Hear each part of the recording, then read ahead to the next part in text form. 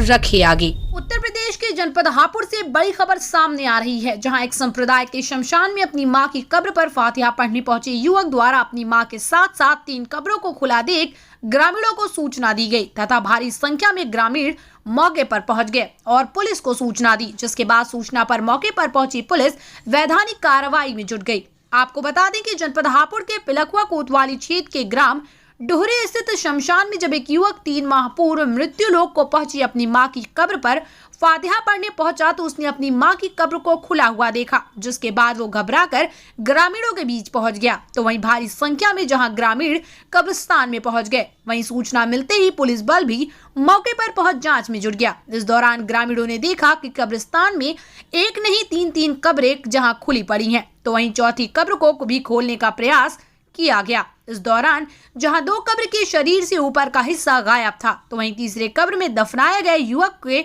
Sir के हिस्से को भी काट कर ले जाने का प्रयास किया गया था, जिसके बाद पुलिस की मौजूदगी में खुली हुई सभी कब्रों में उनके परिजनों द्वारा एक बार फिर दफनाने का कार्य किया गया। हमारे संवाददाता से बात करते हुए पीड़ित ने बताया कि इस कब्रिस्तान में 5 वर्ष पूर्व भी ऐसा ही कृत हुआ था, परंतु उस समय कोई कार्रवाई नहीं हुई, जिसके बाद आज फिर ऐसा लगता है किसी तांत्रिक ने कब्र खोदकर कब्र में दफनाए गए 3 शवों से चेहरे के हिस्से को जहां ले जाने का प्रयास किया था, तो वहीं 2 शव से शरीर के ऊपरी हिस्से के भाग को ले जाने में कामयाब रहे। साथ ही उन्होंने कहा कि वो प्रशासन से जहां आरोपियों की गिरफ्तारी की मांग करते हैं, तो वहीं पुलिस गश्त भी बढ़ाए जाने की मांग करते हैं। हमारे संवाददाता द्वारा खोली गई कब्र में दफनाए गए शवों के समय के संबंध में उन्होंने कहा कि सभी कब्र में दफनाए गए शव करीब 3 से 3.5 माह के ही आरोपी द्वारा। क्या नाम है आपका? नूर अहमद।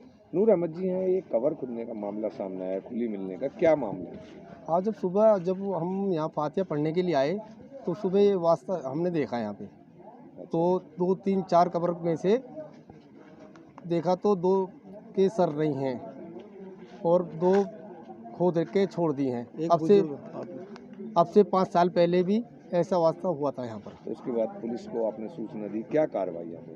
पहली बार तो कुछ भी नहीं हुआ, मगर अब जो हुआ है, जो भी है, जैसे भी अब कंफर्म हुआ हमको, तो अब हमने पुलिस को फ़ोन करा, आपको फ़ोन करा, जैसे भी है हम यहाँ आए हैं। देखा तो हमने, हमारी मम्मी थी, अब से 3.5 महीने पहले उनका इंतकाल हुआ था। किस बीमारी में हुआ था?